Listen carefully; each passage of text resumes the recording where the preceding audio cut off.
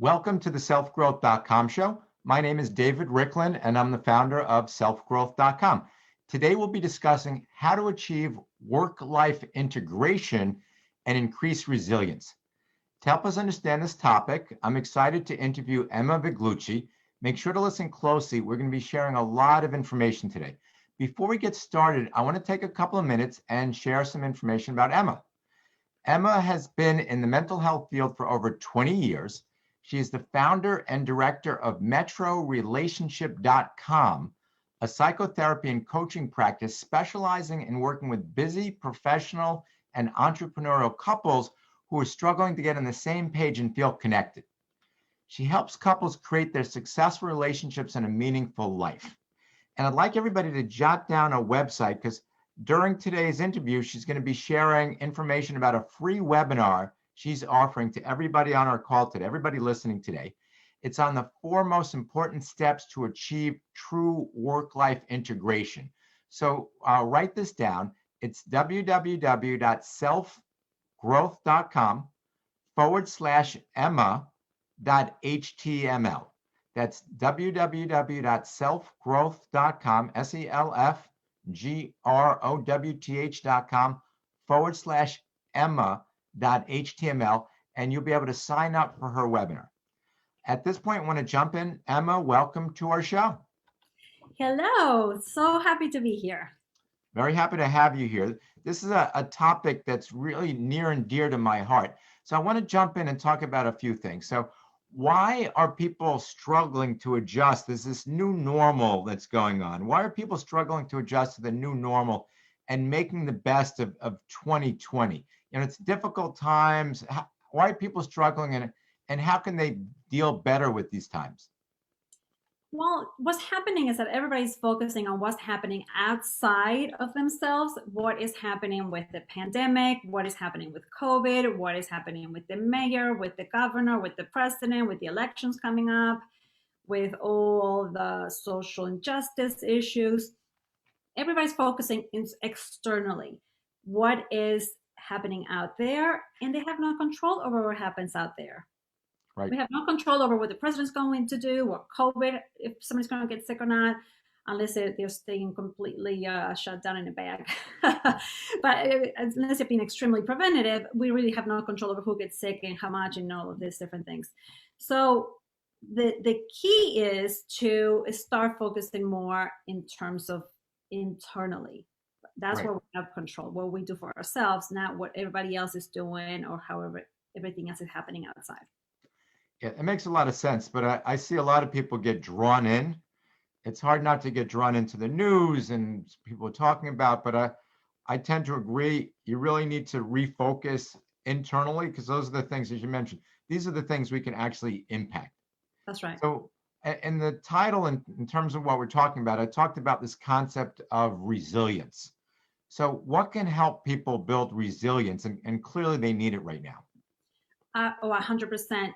All those stories that I'm hearing from clients and when I'm participating in all the things that I participate in my life, everybody's talking about how everything stinks, how difficult 2020 is, how it's a lost year, how terrible everything is.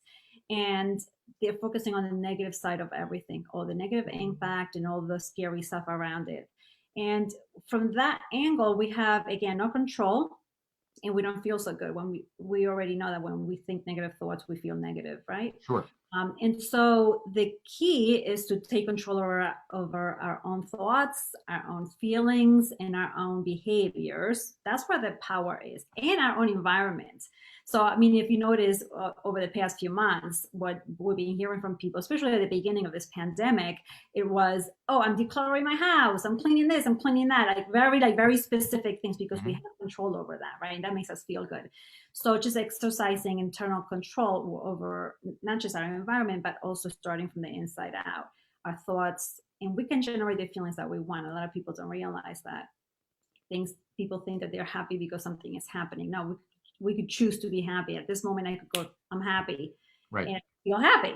And so people don't realize that they have that much level of control over themselves. So if they could clean their thinking and mind their thinking and mind their feelings and generate the feelings that they want, and therefore then there will behaviors flow from there, they would feel much, much better. They will be much more resourced, and they will be much more resilient to deal with whatever comes and whatever blows their way.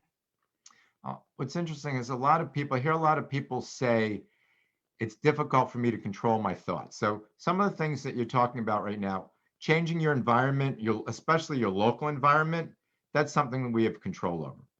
And people are aware they have control over. They can organize, they can set their schedule, they can do a lot of those things. And that absolutely makes sense in terms of building resilience.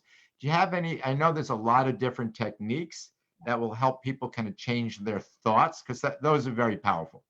If you Yes. can share maybe one with us of how people can go about changing their thoughts. Because as you mentioned, if you're constantly bombarding yourself with, oh my God, the world's coming to an end, yeah, Right. I'm going to get COVID, everybody's dying, so it's going to distract you, it's going to depress you. So can you give us an example of how you might go about changing your thoughts? Because you're saying that's really critical for resilience. Yes. So the main thing is to monitor your own thinking, right? A lot of us just go through the day by default and we just plow along with whatever we're focusing on. And we're not really aware of what's going on internally. We don't really watch our thinking throughout the day. So that would be number one. That's what I teach our clients, to first become aware and to monitor, to become the police of our own thinking. Most people Right. don't do that, right? So just watch what you're thinking. If you don't feel so good, I wonder what I'm thinking right now. And if you pay attention, you're thinking crappy thoughts, right?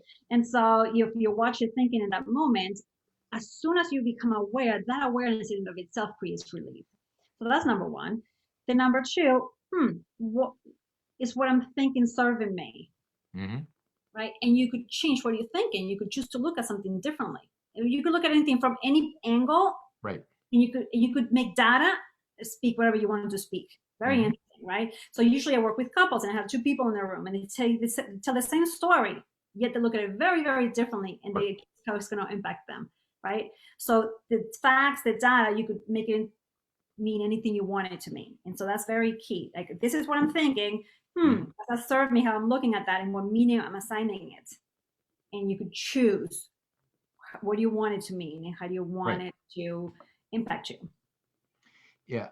What's interesting is I see that a lot, and one of my favorite examples of that is how two people might react to getting in a car accident, Right. where one person's in a car accident and they're going to be running late. I'm going to be late. I'm going to lose my job. This is going to happen. It's horrible. And the other person's like, thank God I didn't get killed. I'm not in the hospital. So it's the exact same accident, where one person's completely gone negative and one person's looking at the Right. positive side. So I think, as you mentioned, it's really important to kind of first, if you're not even aware of your thoughts, as you're mentioning, that's a first step. Be aware of it, and then almost choose to see how you're gonna interpret that data. So Exactly. one of the other things we talked about when I mentioned the intro was this concept of work-life integration. So what exactly do you mean by work-life integration, and why is that helpful? Okay. So usually we know of the concept of work-life balance, right? Everybody's trying to find work-life balance. Everybody talks about work-life balance, how balanced is my life. And what I want to teach people is that there is no such thing. So in the pursuit of work-life balance, we torture ourselves. So we don't want to do that. What we want to do is find integration. What that means is that things kind of weave together in a Hmm. more smooth way, as opposed to having these cut off things and very structured way of being that creates more stress when we can't sustain it, and in some potential bleeding into other areas. We don't have as good boundaries, all these different things. And so the balance is tricky. And what's balance? 50-50? How do we balance work 50% Right. and life 50%? It doesn't exist. And so integration means that we find a flow between all the elements of our life, and we choose how to we focus on things depending on the priority in the moment. So sometimes it's all about family, sometimes it's all about work, or some kind of ratio that makes sense for us. And Hmm. finding peace with that, and how do we create a flow that makes sense for who we are. All right. I know you go into this in a lot more depth in the webinar, Yes. uh, in terms of the kind of the 4 steps. So I want to give out that webinar link one more time, and then I want you to talk a little bit about it. So the webinar that you're offering for people is the 4 most important steps to achieve true work-life integration. And just a reminder for folks, if you want access to it, it's just selfgrowth.com/emma.html. But for now, what I'd like to do is give us a flavor and step us through kind of a first pass of what the 4 steps to achieve work-life integration are. Yes. So number one, we want to know what we want in life. Like I was saying before, a lot of times we go through life by default and just bumping around and just going through our commitments that also came by default or just because we think that's what we should be doing. So we want to first really own what we want, and finding that gap from where we are to where we be is key. That's number one. Number two is why. Again, if we're bumping around and we're just making choices haphazardly, there's no joy in that, right? And so we have to find out what our why is. That's what gives us the juice and the motivation. And when we do our why that way, when we understand why we want to do certain things, then we're able to staying focused on activities, staying motivated, prioritizing very differently. We have a different lens on. Number three is how, and I actually go to this a significant amount during the webinar. How do we create that integration? And how do we create the life that we want, the relationship and the life that we want? And the key to that is a little bit of how do we set up our daily routine? Very important. And then the last one is just being with the flow. A lot of us, again, just are bumping around and we don't get to really be present and be authentic and own our full self and be with our true self day in and day out. So those are the 4 things. If we master those 4 things, we're in good shape. Okay, so I get that. So really understand, what is it you want to achieve? Why do you want to do it? How are you going to get it? And then kind of figure out how to maintain that in the flow. So those are all very powerful. I want to delve a little bit deeper into them. Let's talk a little bit more about the why. Kind of the why don't people create the life? So a lot of folks might even have the what, might even have parts of this. What's really stopping people? What are the main things stopping people from creating the life they want? Well, so there's no personal ownership or personal awareness or a deeper understanding of our true self. Right? We might have a sense and an idea. I know what my personality is, and I know what I like to do, and I know that I'd like to do therapy and all these things. But what's the deeper, more meaningful purpose or calling? Right? Most people are not in touch with that. And so finding that deeper why is where really is the spark, where you feel like you're just plugged in, and you could work 24/7 and not feel like you're working and have fun. Right. When you have that spark and that juice.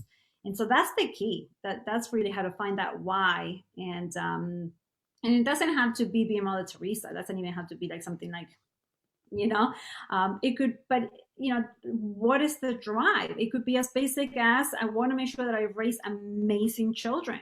And what is the definition of amazing children? And how do you do that day in and day out? Okay, that makes sense. And I assume that the more in touch you are with that, the more it's going to drive you. That's right. And really creates that. And I assume this is kind of tied in a bit. So how do people create? You really need energy and motivation on a regular, ongoing basis to get where you want to go. So how can people create energy and motivation to enable them to focus on achieving what they want? So knowing that purpose and that why on a daily basis, and working towards the manifestation of that purpose. Okay, so if I want amazing children, what would amazing children look like? And what do I need to do day in and day out to make that happen? That's the drive, that's the juice. And that's a basic example, right? And so just how do you set up your day and yourself and your life so that you are working that ongoingly and you're always keep your eye on the ball. Athletes, when they're training, that's all they think about. Right. The eat, sleep, breathe training. Mm-hmm. The repetitions and the this and that. That's the drive because they know that they're gonna win the Super Bowl or whatever it is, right? And so they have the vision, the outcome, and the minutia of the repetition to make that happen. They're just they have an end goal. So that's the drive. Like they're doing the everyday is fueled by that end goal. Right. All right, that drives them. That it sounds like almost that picture they have in their head That's right. drives them. I hear all this all the time where people are like, how do you find motivation? How do I create more energy? How do you keep going? How do I make that happen for myself? Like this kind of questions. I mean, I get that a lot. And I have a lot of energy too. So people are always asking me about how I generate my energy. And that's the key right there, right? Just kind of staying plugged in and in touch with your passion and what you're all about and what you want to create. That's where the juice is. Like you don't need anything else. Right, Like right, I'm drinking my tea and it's decaf. Like people right. always ask me, how do you do that? It just comes from within. Driven. So I know for a lot of folks, people are in a situation where life gets crazy. You're distracted. This everywhere there's a distraction. What's the secret when life starts really getting crazy? What's the secret to kind of making it all work and staying focused?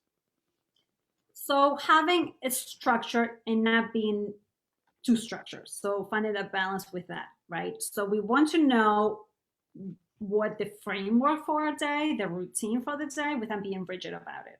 So going with the flow as well, right? So if I know exactly what the day is going to look like and something comes my way, I could say, well, no, that could wait until this time slot or tomorrow or something else Mhm. because I'm really focused on this. But when people don't have a time frame, a framework or a way of doing their day, Right. they just constantly get thrown off, right? And that creates a lot of stress and anxiety and overwhelm and frustration and all kinds of yucky stuff. And so when people stay more focused, you feel more in control, right? And then you don't waver, you don't get thrown off. And you can make a choice. Okay, sure, I'm going to allow that thing to derail me for this amount of time or to take me off course, but then I could come back. When there's a choice, it doesn't have a negative impact. But when you're just getting thrown around, it doesn't feel good. So are you finding that the more specific the plan they have for the day, the better you deal with the chaos and unrest? Is that really a core piece of it, of really having a clear understanding of what you're doing for the day? I think that having a daily routine, a structure is important. Not like I'm going to do this every single minute of the day. Right. That's too much. Because I mean, and I've experimented with all kinds of different things around this over time. The more specific it is, and the more granular, you have to keep up with it. Like any little thing can throw you off, and then like the whole thing is off, and that's even more stressful, Hmm. right? So what I teach is to have margin in there, and to Right. have leeway and Mhm. transition time, and to be intentional and mindful about how you create the framework and the flow. So there is enough specificity, but it's not so tight that it's going to kill you if you get off Right. a little bit. All right. I know one of the terms you talk about is life flow, and you started to mention flow. So what exactly is life flow? So this is my newest term for life work integration or work life integration. So we know work life balance. The new term that's been kicked around is work life integration. I'm kind of transmuting that a little bit even more advanced and calling it life flow. Because if your everything is flowing well, you're like in alignment, Hmm. things work well, you're creating energy for yourself, you're rejuicing yourself ongoingly, and you're Right. sustaining whatever it is that you want to sustain, and you're creative and you're productive and you're joyful and you have harmony in your life and abundance. That's life flow. When you make all the pieces work seamlessly together and it feels good. All right. I love that concept because that's really what when you're in the life flow, you're energized, you're passionate, and things are moving. It feels really good. And all the So pieces fall into place so much more easily. It's like it's not a struggle. You're not white knuckling everything. I want to take a couple of minutes. We shared a lot of information today. Yep. I want to just take a couple of minutes with you and talk a little bit more about. Let's give people the link one more time for your webinar, and then if you can talk a little bit more about some of the other things you're doing and how people can get in contact with you. So once again, Emma's going to be going a lot deeper into a lot of these concepts in this free webinar she's offering. It's the 4 most important steps to achieve true work-life integration. She takes what we started talking about and goes a lot more in depth with you. And to get access to it, just go to selfgrowth.com/Emma, EMMA.html. And at this point, if you can just take a minute, I know your website is metrorelationship.com. Can you tell us a little bit more about what you do and how you work with people, and how can people contact you? Yes, excellent. So we work primarily with couples and relationship concepts and topics or issues. To work on the relationship, the couple doesn't necessarily need to be doing the work together. We also work with partners who want to improve the relationship and the partner doesn't want to do the work, or they don't, whatever, for whatever reasons, they want to do the work on their own because they want to work more internally and then also work on their relationship. So we do it with couples or with individuals. We work on relationship stuff. And we also do help people with anxiety and depression and overwhelm and dealing with life in general. So we do individual work as well, but our primary focus is relationship work. We have a subscription sessions model. So people could sign up to work with us by an ongoing subscription where they get access to all of our content, all of our material, plus the private sessions.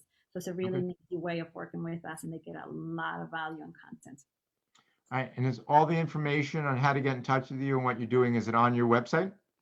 Yes. So there's two ways to get in touch with us. One is through the contact form, just shoot a quick email through there. The other one is if you go to the homepage, the pop-up thing comes on there and you click and you can set up an appointment to speak with me. Okay, and it's metrorelationship.com. Yes. All right, before we finish up, any final words of advice, suggestions, ideas you want to share before we finish up today? Yes, one last thing. So I think that the primary concept or the driving force behind all of this is really honoring ourselves as human beings and our human experience. And I think that if we tackle anything from that angle and we take care of ourselves, then we could take care of everything else that we want to take care of in life. And we lose sight of that so easily. So that's the hint of the day. All right, it's a great message. Yeah. All right. Well, Emma, thank you very much. It's been very enlightening, a lot of good information. Thanks for joining us. Thank you so much for having me, David. I appreciate it. You're welcome. You're welcome. And I'd like to thank everybody for listening. And I wish everybody great success in all areas of your life. We'll talk to everybody soon. Take care.